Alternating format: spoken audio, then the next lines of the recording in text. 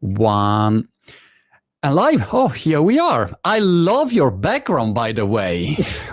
Is it a Donald Duck? What is it there? It's a real background. Those are some like crypto kaijus. Those are vinyl toys backed by NFTs. And we did some collaboration with the team, offering like virtual game characters into Sandbox virtual world for those who own the physical vinyl toys. So that's been a fantastic collaboration. And yeah, well, beside that, it's a room, it's the house. I see. Not my workplace. Fantastic. I love it. By the way, I was reading a news. I think Christie's will auction some CryptoPunks or something like that. So that's right. The NFT world is going crazy in this moment. By the way, Sebastien, where are you in this moment? I'm in France, in Paris. Okay. And what's the situation there with the lockdown? We're back in full lockdown, so kids cannot go to school anymore for 4 weeks from now. We'll see if that helps to get the numbers down. And yeah, we live in this new world post-pandemic. We spend more time doing video calls and hopefully more time now trying to interact in more meaningful manner in virtual world, in games. So that's actually, it's been in a way beneficial for Sandbox, and we can discuss about it, but also beneficial for most of the people that have been affected by the COVID, that found more new vocation, new way to earn revenue already in our virtual world. Definitely. Let's talk about virtual worlds. I remember years ago when Second Life exploded. Do you remember Second Life? That it was like a great trend. I remember in Italy there was a period that front page of the main newspapers was Adidas opened a Second Life island, I don't know, something like that. So it was an incredible trend, and then it disappeared, but started to give the idea of a virtual world, and a lot of progress has been done from that moment. Can you help us to understand the picture today of the virtual worlds and why is not a Second Life scenario anymore?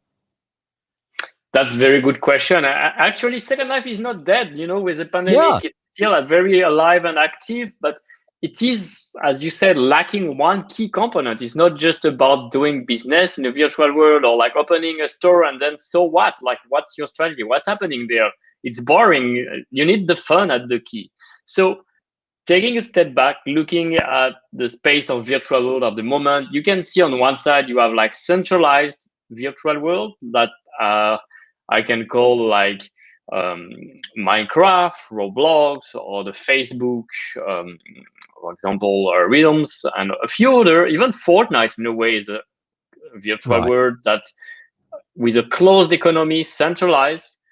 And on the other side, you have like new decentralized virtual worlds that's been appearing for the past few years, where all the content is actually owned by the users. The governance is not centralized into a single company that runs the world. The Sandbox is part of this movement. So we've been one of the pioneers in the space. You can also find about Decentraland, Somnium Space, Crypto Voxel, among those that are the most known in the space. Right. And so what do you think is the main difference? I'm going there, but the one that I think like most people should have been having their eyes above for the past few months has been Roblox, definitely, because Roblox, after building the platform for close to 15 years now, they are topping 240 million active users on the platform, 160,000 creators that create content, create games, and monetize them on their platform. And they did an IPO where more than $60 billion have been raised during that IPO. Yeah. So it's newsworthy, it's a major. And yet Roblox represents exactly this archetype of a closed environment, a closed economy, where one single entity is controlling exactly what users can do on their platform. The users who make the content, who contribute to the success of it, they are not rewarded fairly for their contribution. They earn only a small portion of revenue. They cannot take their content or creation outside of the platform, so they are locked inside the platform. And that's, I think, essentially the main issue of those centralized virtual world like Fortnite or Roblox, and something that we have trying to make differently, putting the community and the user first, involving them and rewarding them for their contribution to the success.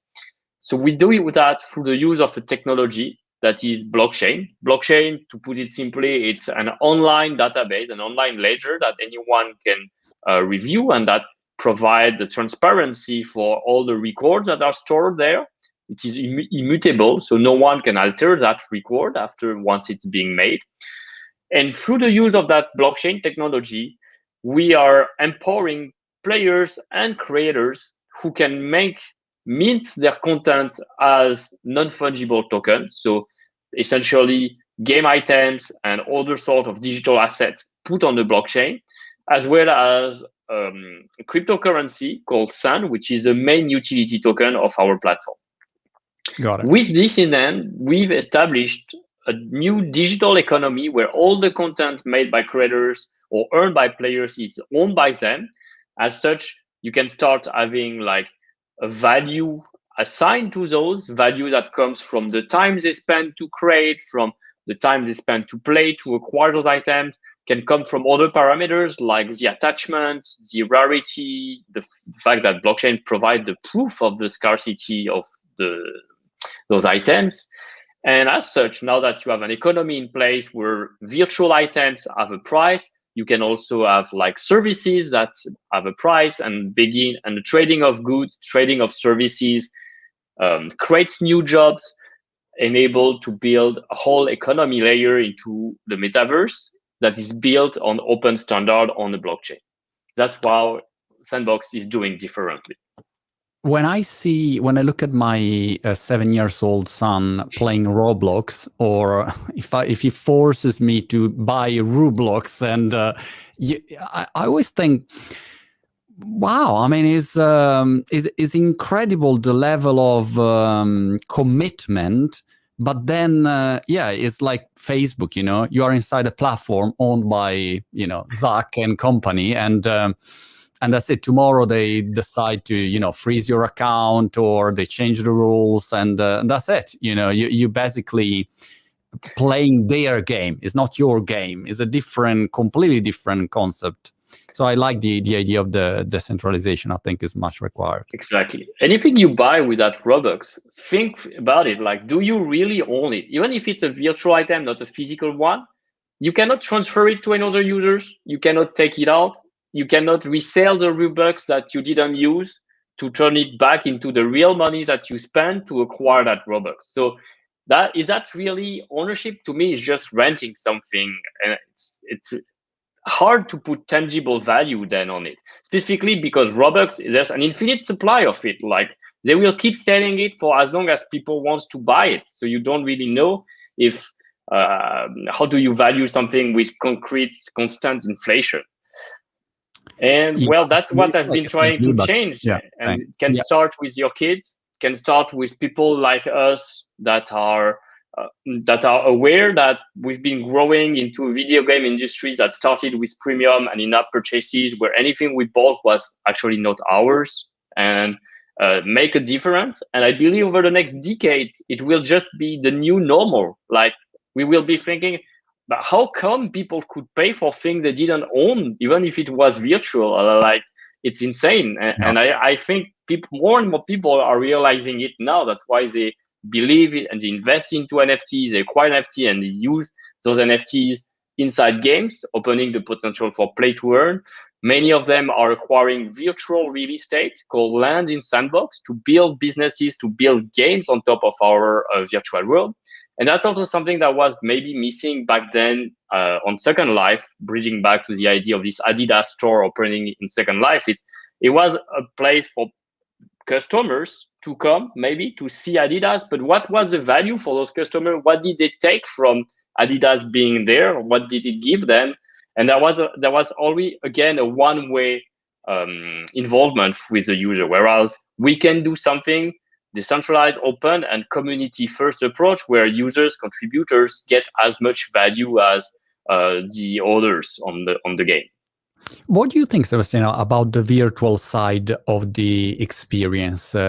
Because at the end of the day, if I want to have a business experience, the level of utility and the level of friction is always something in my mind. So I give you an example. We can have this conversation here, video, audio, whatever, and there is no friction. It's just, we just do it and the user just watch it here. Or potentially I could go into the Sandbox and then I want to know, obviously, what's the roadmap of Sandbox, but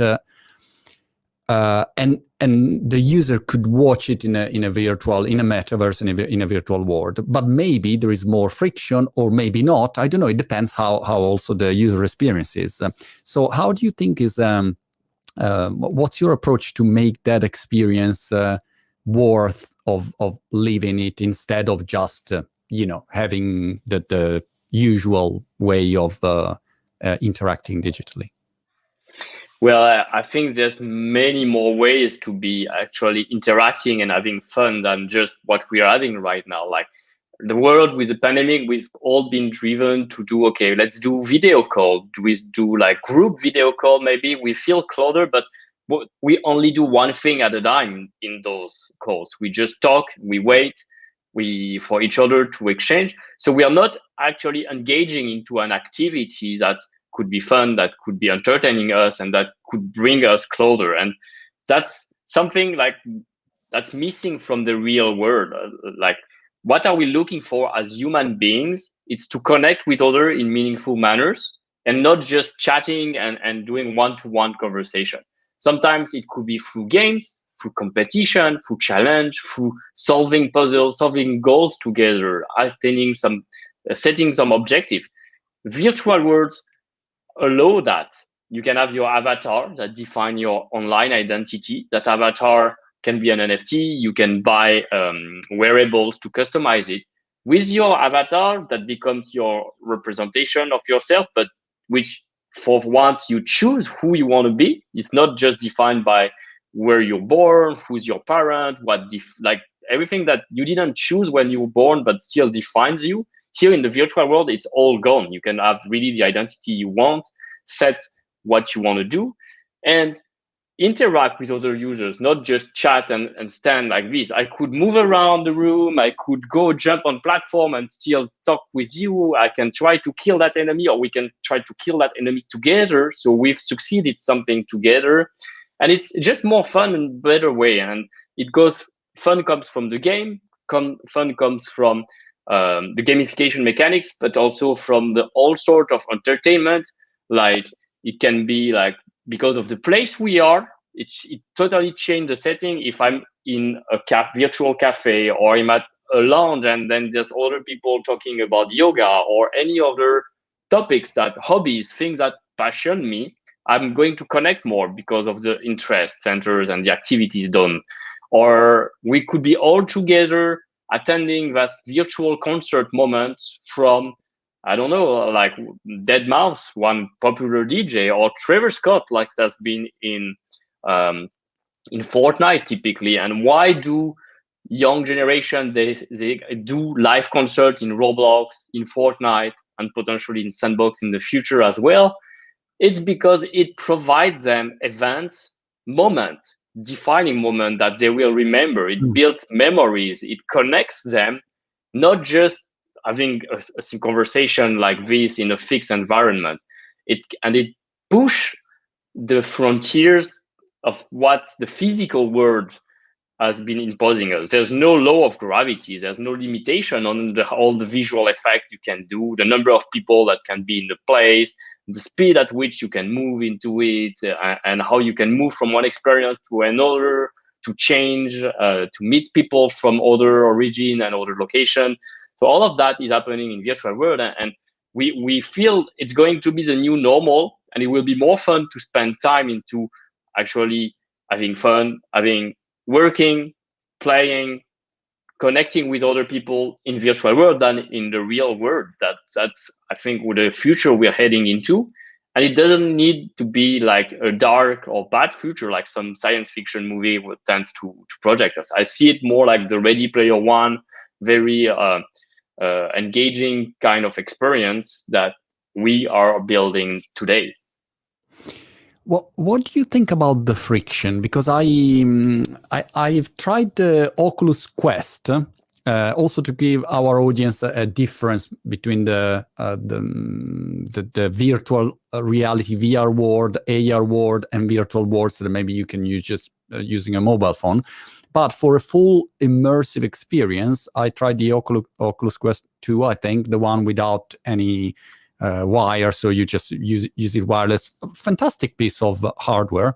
Still, after 20 minutes, 30 minutes, I say, all right, that's it, enough. I can't stay here with these goggles on. So the friction is still too much to live into the immersive world. How do you think what do you think is the best way to solve this kind of problem?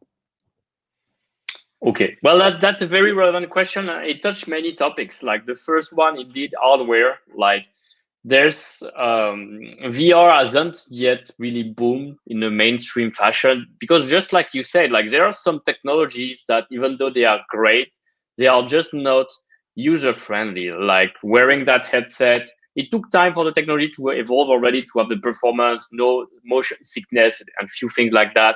But overall, frankly speaking, these are heavy headsets. You don't really like wearing them.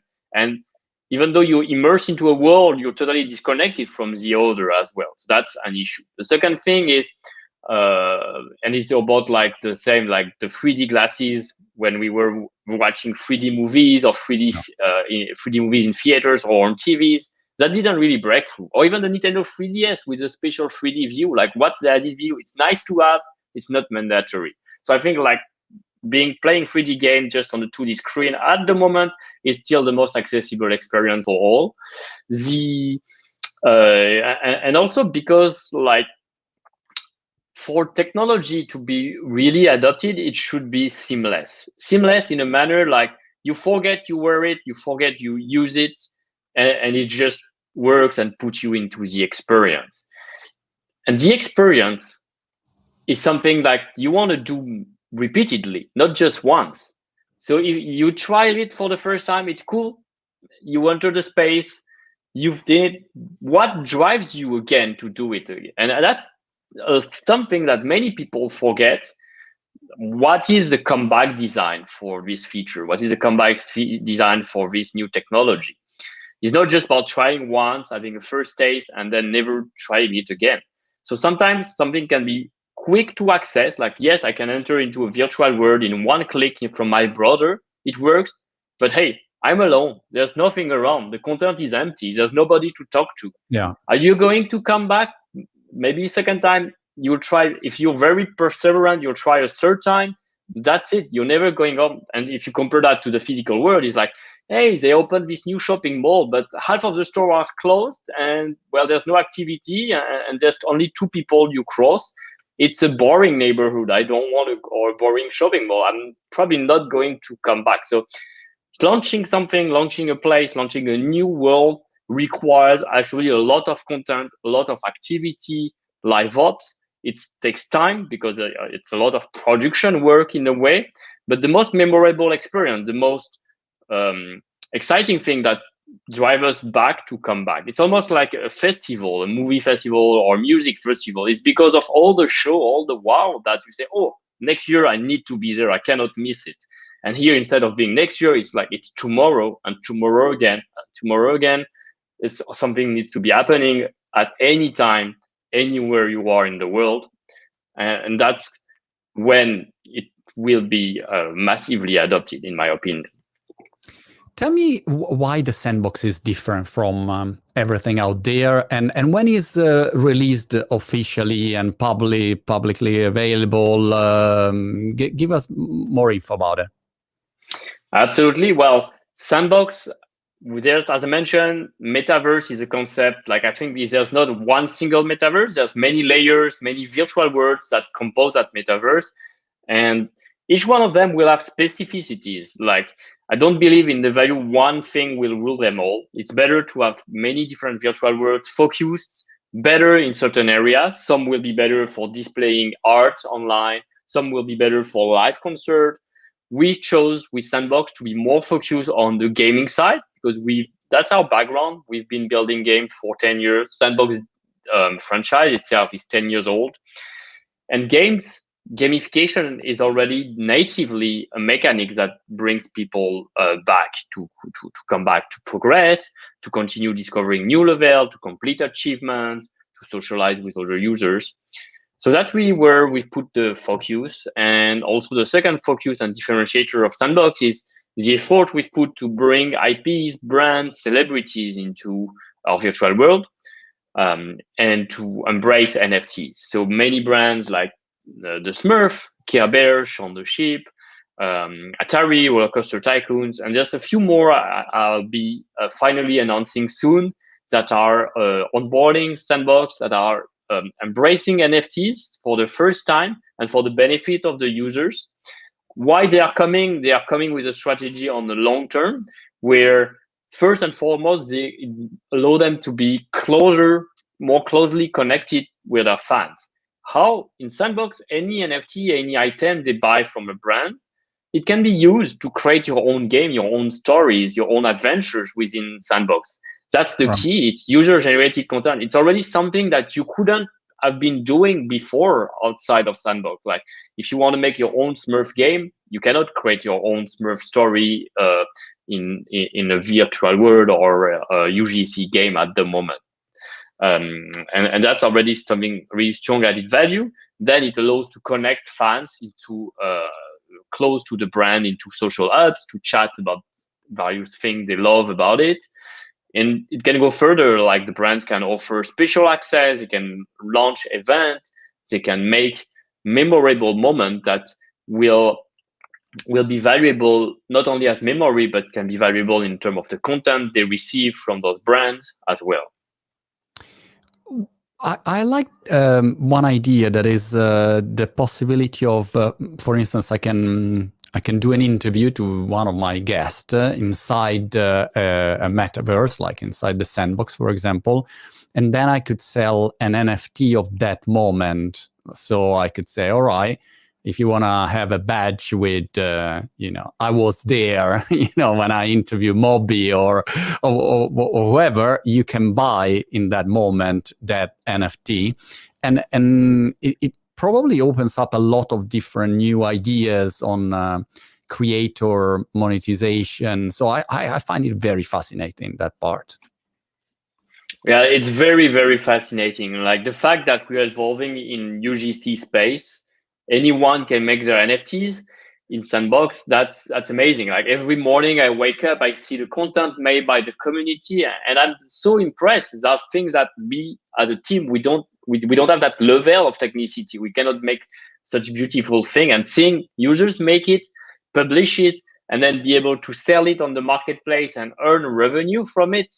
That's fantastic. Like this is really making an impact, a positive impact for many users. So that's been when we came up with the idea of Sandbox, turning players into creators, and with Sandbox, the new 3D version with blockchain this time and NFTs, we see that we deliver on that promise, deliver on that value, and that artists have been starting to make really good revenue stream from selling their art, selling creation, building fans and community around their work. So that's what really drives me. And that's only the first step, because we haven't launched everything yet at Sandbox. We only have launched the creator tool, like the 3D editor, the game maker, which is a no-code game making tool already very adopted. We have game jams involving jury from the traditional game studios as well, many participation. We launched Marketplace. The next step for us is to launch the first alpha, where players will be able to enter the virtual world. There will be a social hub where they can come, connect, discover some of the content.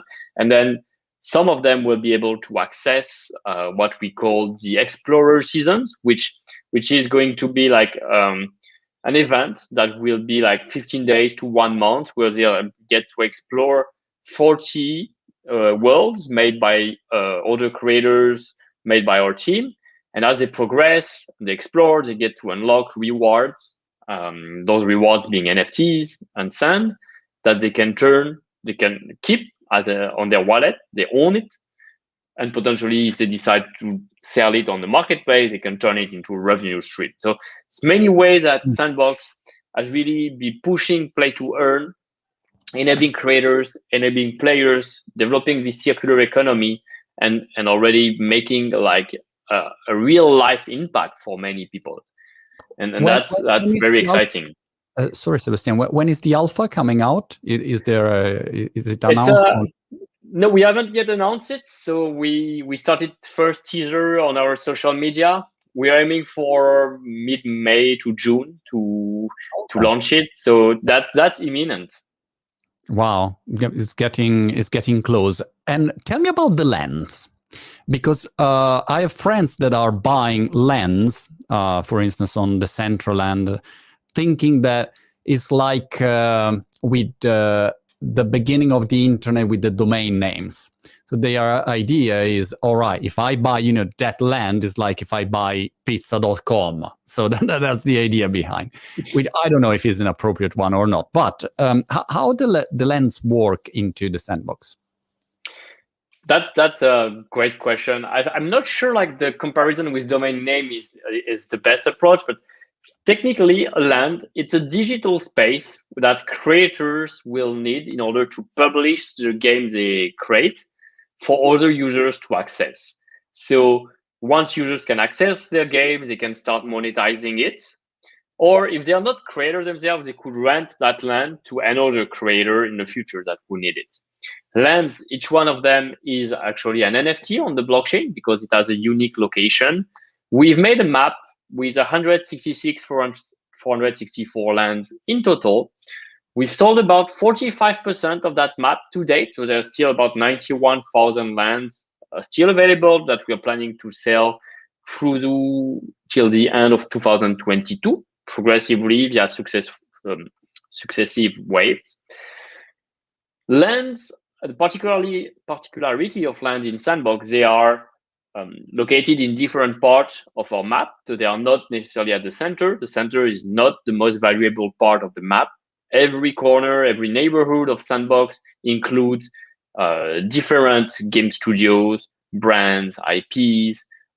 Soon there will be celebrities and other key actors that become landmarks. And so every place in Sandbox should be interesting for someone looking at a land. Right.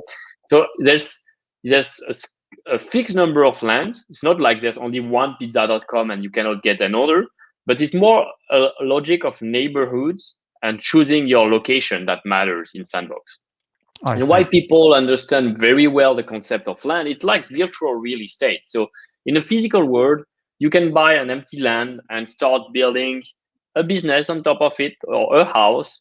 If it's alone, it's less, and it doesn't attract a lot of people, maybe it will not drive more value, and the overall value of your land plus your house that you build on it will not rise. But if you work with your neighbors, you put a restaurant, you put a cafe, you start having like the bus station, things that drive people around and overall make those social places, place where people want to start being, the value of that land might rise. It will not rise overnight. It will rise over time because of the effort that people have built to create places, to develop their businesses on top of it.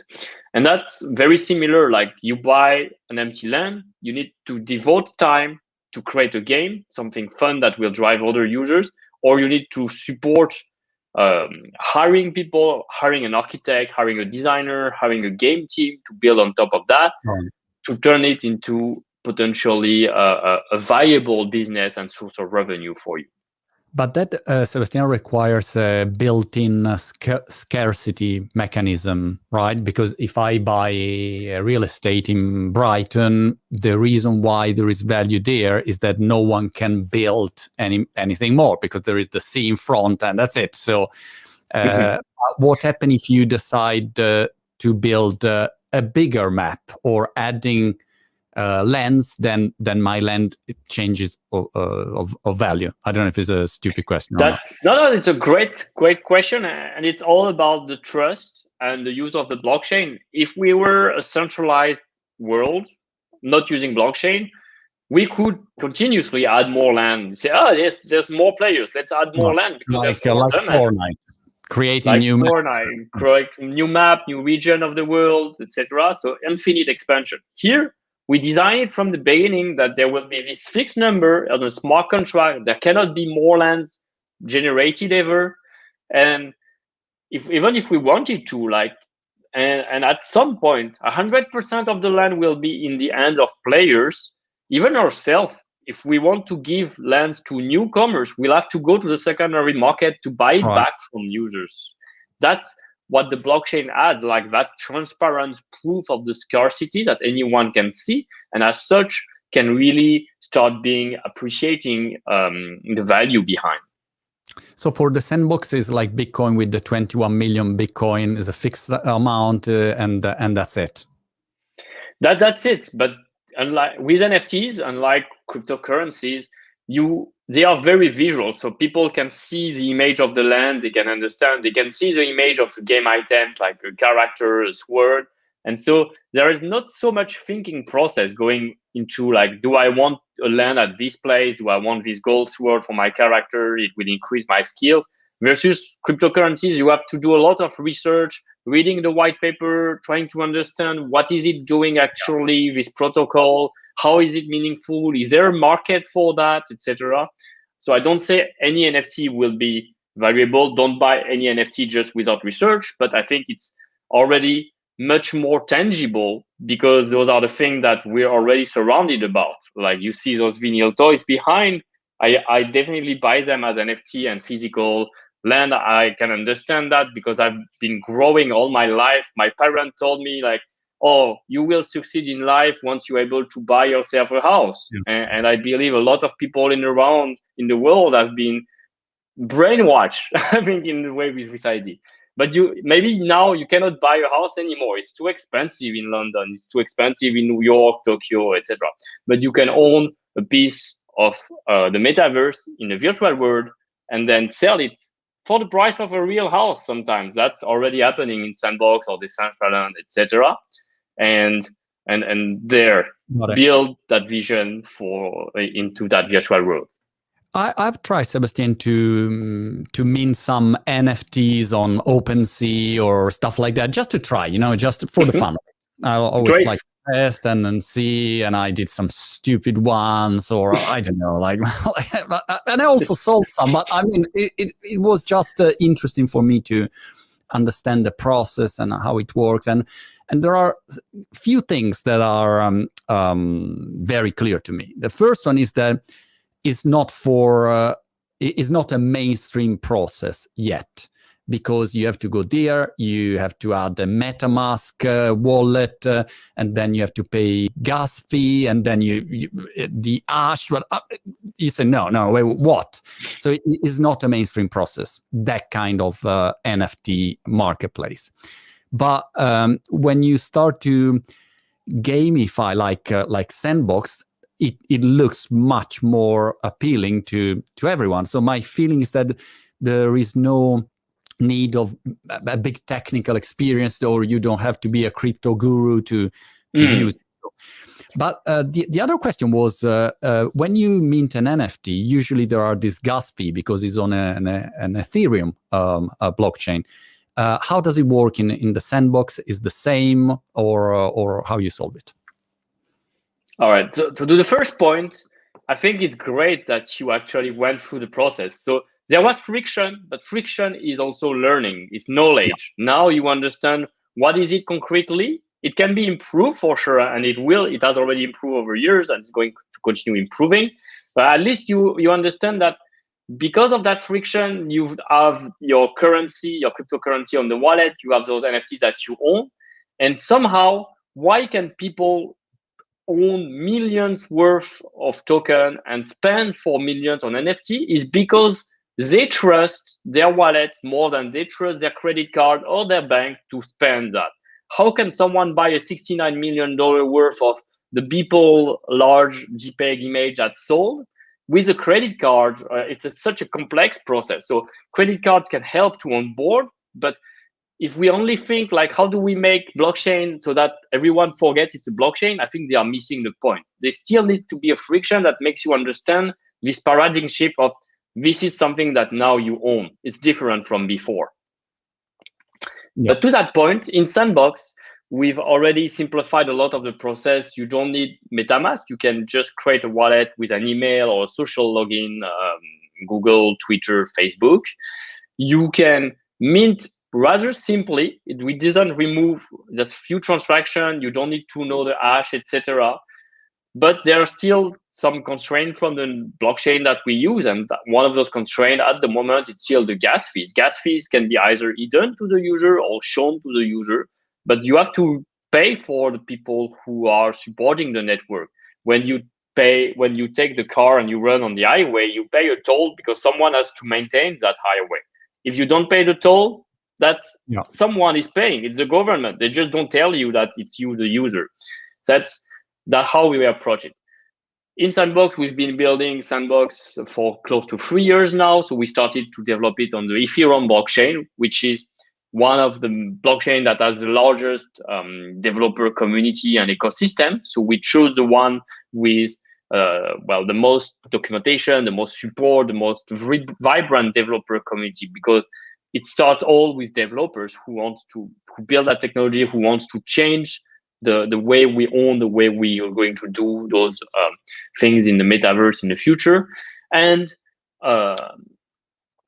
so, yes, the growth of Ethereum has impacted indeed the cost of the gas fees over time, which makes it less attractive to buy a smaller value item. If I want to buy something that just 1 cent or like 10 cents, it's hard. The gas fees make it impossible. That's why there are other solutions, other chains or layer 2s. Not all of them first are production ready. Like by production ready, I mean like isometrically feature set. With an isometric feature set, like can run smart contract, can operate various functions that we created specifically for Sandbox. Not all of them are ready for them. So that's already a first challenge. The second challenge is by layer 2. There are many layer 2, but isn't layer 2 like a temporary solution towards the actual network coming and with Ethereum 2.0 providing the solution by itself? So we are in that situation, intermediary solution, where we have to compromise sometimes between cost and technology for the benefit of the user, because sometimes they have to pay more to support and enter, or we want to make it simpler, make them pay less gas fees, so we integrate a layer 2, but we may need to make sure that layer 2 is going to stay active over time to support all the features we need. And not all of them are there or are production ready for that. So that's one of the challenge. And I don't want to get too technical yet, so I'm trying to keep things simple. But we've done a lot of research at Sandbox. We will have layer 2, but we're also thinking how that integration will stay in the future over the next 3 to 5 years, so we don't redo it from scratch again. And also, as you said, Ethereum 2.0 is coming out, and it will be interesting to see this transition from proof of work to proof of stake, and what happened, what will be the impact, and so on. Anyway, very exciting, very interesting moment. Looking forward for the launch of the alpha, and I wish you good luck, Sebastien. It's a really interesting moment, and it's a super interesting project. So let's keep in touch. Thank you. I'll Thank you, Monty. See you soon. Bye-bye.